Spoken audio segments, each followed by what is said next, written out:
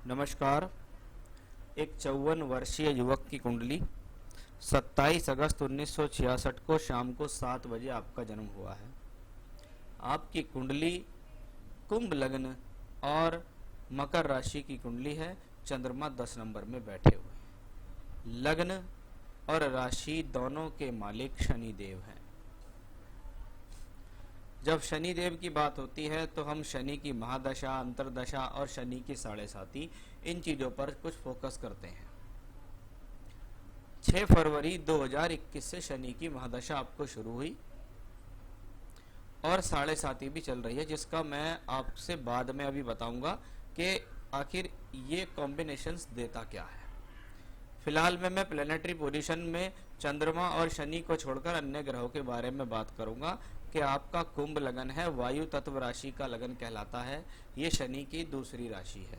कुंभ लगन वायु तत्व राशि विचारों के अंदर आवागमन देना। व्यक्ति अपने जीवन में परिवर्तन को पसंद करता है, आगे चलना पसंद करता है, ठोस तरीके से कदम उठाना पसंद करता है, क्योंकि शनि की यह राशि स्थिर राशि है, स्वभाव में स्थिरता रखते हुए। लगन के ऊपर कोई भी ग्रह नहीं बैठा है। लगन पर सूर्य की दृष्टि है। सप्तमेश सप्तम में हो, सप्तम भाव विवाह का स्थान।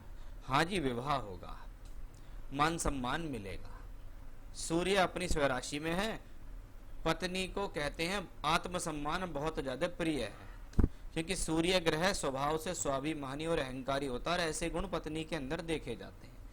पत्नी के स्थान का मालिक जब पत्नी स्थान में सूर्य बैठे तो पत्नी अच्छे घर परिवार से होती है, उसके संस्कार अच्छे होते हैं। सूर्य सप्तमेश होकर सप्तम में है। आपको भी समाज में कुछ ना कुछ स्थिति को ये दिला देता है, मान सम्मान दिलाता है, इसको हम ये कह सकते हैं। राहु और केतु जब जिस भाव जिस अक्ष से संबंध बनाए उस भाव से संबंधित घटनाएं होती हैं। जैसे राहु तीसरे घर में, केतु 9वें घर में। अब राहु और केतु की दशा अंतरदशा जीवन में आएंगी तो संघर्ष कराएंगी, संघर्ष को बढ़ाएंगी, छोटी छोटी यात्राएं कराएंगी, स्थान परिवर्तन कराएंगी, क्योंकि राहु तीसरे घर में है और केतु यहाँ। और अभी गुरु में राहु की दशा सितंबर 18 से फरवरी 21 के बीच में आपको आई और आपने गुरु राहु में स्थान परिवर्तन किया। आप पहले विला में रह रहे थे, जिसको आपने बेच दिया, और अभी वर्तमान में आप जो शायद एक रेंटेड हाउस में है। तो ये राहु का परिवर्तन के कारण है कि गुरु में राहु आया। जब कुंडली में छठे घर के अंदर 4 ग्रह बैठ जाएं तो जिस भाव में जितने ज्यादा ग्रह हों वह उस भाव से संबंधित कारकत्वों को ग्रहण करता है। जैसे छठा घर रोग ऋण रिपु के लिए जाना जाता है। रोग मतलब हेल्थ इश्यूज देने में सक्षम है छठा घर। ऋण कार्य विशेष के लिए कर्जा लोन लेना, किसी न किसी प्रकार से पैसे की खिंचावट जीवन में रहना। रिपु कंपेटिटर्स होते हैं। कभी कभी अपनी ही आदतें, अपनी गलत आदतें, अपना गलत खान पान, गलत संगत, खराब दिनचर्या भी शत्रु बन जाती है। अब इनको स्टेप बाय स्टेप लेते हैं। सबसे पहले लेते हैं बृहस्पति को। उच्च का बृहस्पति छठे घर में, लेकिन 1 डिग्री का, ओनली 1 डिग्री का है। ये बृहस्पति छठे घर में बैठा है, जो कि नवांश में भी उच्च का है। अगर ऐसे समय में व्यक्ति किसी प्रकार की कोई नौकरी करता है तो उसमें अच्छे खासे लाभ मिलते हैं, क्योंकि छठा घर नौकरी के लिए जाना जाता है। नवांश कुंडली में बृहस्पति केंद्र का मालिक होकर त्रिकोण में है और दशमांश में ये बृहस्पति पंचमेश होकर यहाँ है। तो कभी कभी ये कॉम्बिनेशन व्यवसाय और व्यवसाय में भी पारिवारिक व्यवसाय मिल जाए तो बहुत अच्छा। अच्छी बात क्या है बृहस्पति में? अच्छी बात यह है कि 2 धन भाव का मालिक छठे घर में है और धन का कारक, धन का स्वामी दोनों यहाँ देख रहे हैं। दूसरे घर के ऊपर जब इस प्रकार के प्लेनेट का प्रभाव हो, जीवन में धन आता रहता है, किसी न किसी साधन से आता है। जब जब जरूरत पड़ती है ये प्लेनेट कोई ना कोई साधन निकालता है। धन का कारक, धन का स्वामी दूसरे घर को देख रहा है, दूसरे घर को बली और मजबूत बना रहा है। इसका मतलब आप अपने जीवन में परिवार की तरफ से सहयोग प्राप्त करेंगे। आप एक प्रतिष्ठित संपन्न परिवार से हैं। यह कॉम्बिनेशन पारिवारिक संपत्ति, पैतृक संपत्ति को दिलाने वाला भी है। अब आई मंगल की बारी कि मंगल 3, 8, दशम का मालिक होकर यहाँ है, यानी आपके एफर्ट्स छठे घर में गए, आपका प्रोफेशनल लाइफ छठे घर में गया, काम को करने के लिए बहुत संघर्ष हो रहे हैं। प्रोफेशनल लाइफ इतनी इजी नहीं है, व्यक्ति के संघर्ष चलते हैं क्योंकि वो छठे घर में है। नीच का मंगल है, परिस्थितियों से लड़ने की क्षमताएं देता है, परिस्थितियों में जीतने की क्षमताएं देता है। बृहस्पति उसके साथ उच्च के हैं, इसलिए मंगल का नीच भंग राजयोग होता है। तो मंगल जब दशम यानी आपके कर्मों का मालिक जब छठे घर में नीच का हो तो व्यक्ति से संघर्ष तो कराएगा, इसमें कोई संदेह नहीं है, लेकिन रिजल्ट भी देगा, क्योंकि मंगल की स्थिति वाकई बाकी वर्ग कुंडलियों में अच्छी है, नवांश में भी दशमांश में भी। तो गुरु और मंगल का एक धन योग और राजयोग कुंडली के छठे घर में बनता है, यानी धन योग और राजयोग मिलेगा तो बहुत एफर्ट से मिल रहा है। तीसरा ग्रह योग कारक शुक्र चौथे और 9वें घर का मालिक जब छठे घर में नीच के मंगल के साथ बैठा हुआ हो तो खुद के बल पर मकान बनाने में प्रॉब्लम देता है। वैसे परिवार की तरफ से संपत्ति दे देगा, जैसे आप अभी तक उनके साथ रह रहे थे या जहां भी पैदा हुए वहां भी ठीक प्रकार की स्थिति रही। दूसरे तरीके से देखें तो बृहस्पति, मंगल और शुक्र का एक राजयोग अच्छा खासा बना हुआ है छठे घर में, फिर से यह एक अच्छी स्थिति की तरफ इशारा करता है कि भाई शुक्र की दशा, बृहस्पति की दशा, मंगल की दशा आएगी तो व्यक्ति को तरक्की देगी, क्योंकि ये योग कारक है। तीसरा प्लेनेट, चौथा प्लेनेट बुध। बुध कहाँ है? पंचमेश भी साथ में आ गया। अब भाई साहब पंचमेश, योग कारक शुक्र, मंगल, बृहस्पति, ये सारे अच्छे अच्छे प्लेनेट्स जब कुंडली में किसी एक भी स्थान में बैठ जाएं, चाहे वो स्थान कोई सा भी हो, मैंने बहुत हॉरोस्कोप्स ऐसी देखी है, व्यक्ति कहाँ किसी भी परिस्थितियों में पैदा हुआ हो, लेकिन जब वो दुनिया से जाएगा तो वो करोड़पति होगा, उसके पास चल अचल संपत्ति मिला के करोड़ों रुपए में होगी, इसमें कोई भी डाउट नहीं है। अब बात करूंगा शनि और चंद्रमा की, क्योंकि 6 फरवरी 2021 से शनि की दशा शुरू हुई। पराशर जी कहते हैं जब जब मकर राशि के अंदर कोई ग्रह बैठे और वो 10 डिग्री से कम का हो तो ये निगण दरेशकान कहलाता है। निगण दरेशकान का मतलब होता है उस प्लेनेट के अंदर दिखने में स्ट्रेंथ दिखती है, वाकई में स्ट्रेंथ होती नहीं है, वो ग्रह वहां बंध गया है। कौन बंधा है? चंद्रमा बंध गया। चंद्रमा कौन है? मानसिकता का कारक। चंद्रमा के ऊपर शनि चल रहा है, 7.5 का दूसरा चरण आपके लिए तंग करने वाला है। यह कॉम्बिनेशन आपको हेल्थ, वेल्थ और मेंटली प्रेशर देने वाला योग है, यानी आपकी मकर राशि के हिसाब से चंद्रमा बेहतर नहीं हुआ।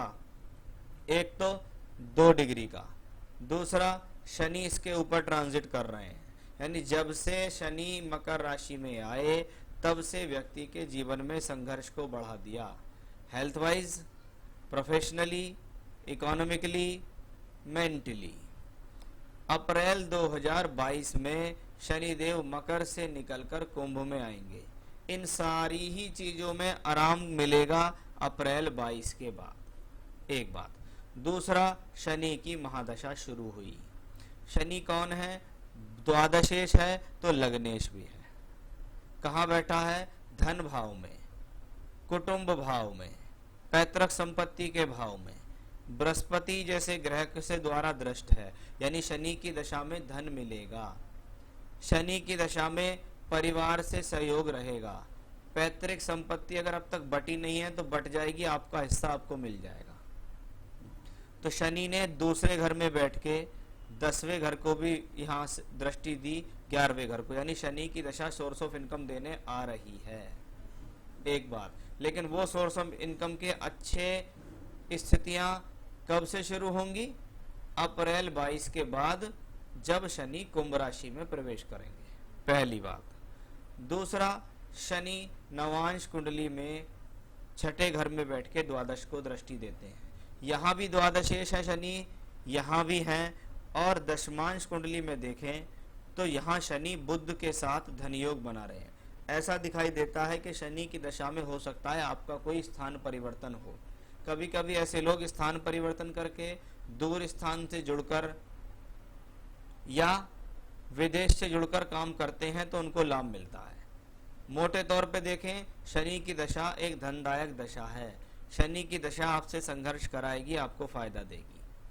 अप्रैल 22 के बाद स्थितियां बेहतर हो जाएंगी, क्योंकि शनि कुंडली में द्वादशेश होके यहाँ बैठे हैं। द्वादश भाव खर्च का मालिक जब धन भाव में होगा तो व्यक्ति को धन संचय पर ध्यान देना चाहिए, अपने आप को पैसे जोड़ने पर ध्यान देना चाहिए। शनि का संबंध दृष्टिगत कुंडली के तीसरे भाव से, चौथे भाव से भी आता है। चौथा घर भूमि, जमीन, जायदाद, प्रॉपर्टी के लिए जाना जाता है। अब शनि का संबंध जब इससे बना है और शनि की महादशा में शनि की अंतरदशा फरवरी 21 से फरवरी 24 के बीच आ रही है, इसका मतलब शनि उस दौरान आपको कोई ना कोई प्रॉपर्टी परचेज कराएंगे, चाहे वो आपके काम के लिए हो, चाहे वो आपके रहने के लिए हो, लेकिन हाँ ऐसा होगा जरूर। ज्यादा कब होगा? अप्रैल 22 के बाद होगा। तो सवाल, when will I by property, residential और कमर्शियल, उस पीरियड में खरीदेंगे जो पीरियड में मैंने आपको बताया है। अप्रैल 22 तक तो स्थिति बढ़िया नहीं दिखती, उसके बाद दिखेगी, उस दौरान योग बनेंगे और आप अवश्य खरीदेंगे। Invested in crypto, how will it be for me. देखिए, शेयर मार्केट हो, म्यूचुअल फंड हो, क्रिप्टो करेंसी हो, इन सब में होता तो कुल मिला के दिमाग का ही खेल है। व्यक्ति ने बुद्धि लगाई, व्यक्ति ने देखा इसमें पैसा लगा दूंगा तो आगे बढ़ जाऊंगा, ये हो जाएगा वो हो जाएगा। शनि की पोजीशन तो कुंडली में खराब है नहीं। अब मुझे क्रिप्टो के बारे में इतनी जानकारी नहीं है, लेकिन शेयर्स के बारे में मुझे जानकारी है कि ये हॉरोस्कोप अगर लॉन्ग टर्म के लिए आने वाली दशाओं के हिसाब से इन्वेस्ट करती है तो फायदा देती है। बाकी क्रिप्टो को अच्छी तरीके से पढ़ लीजिए, लॉन्ग टर्म इन्वेस्टमेंट कर लीजिए, आपको फायदा मिल जाएगा।